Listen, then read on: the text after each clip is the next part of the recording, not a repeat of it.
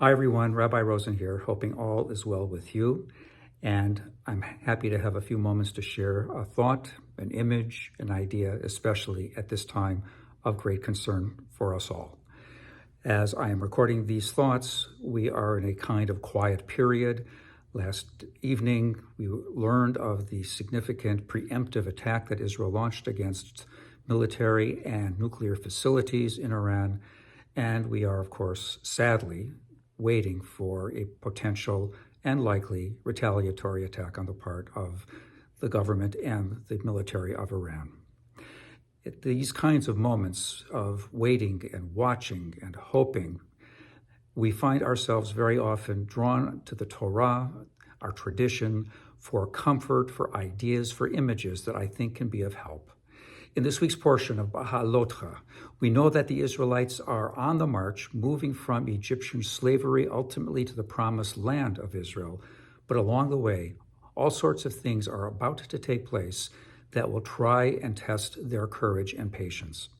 And as they set up camp, Aaron is commanded to kindle the lights in a particular way in the sanctuary. But when the text of Torah tells us about the requirement to kindle those lights, it uses a very unusual term, Beha'alotcha, when you lift them up, literally, when you lift up the lights. And I think this is what this moment calls for as well. We not only light candles in our tradition or lamps, we lift up the lights. We lift up the lights within our own souls. We lift up the lights of each other when we gather in community, when we pray together, when we learn together, when we help each other, when we do things of significance. Think of it as a way of lifting up lights. And in that way, the individual glow of a single candle can be spread further and in far deeper ways than any individual illumination can on its own.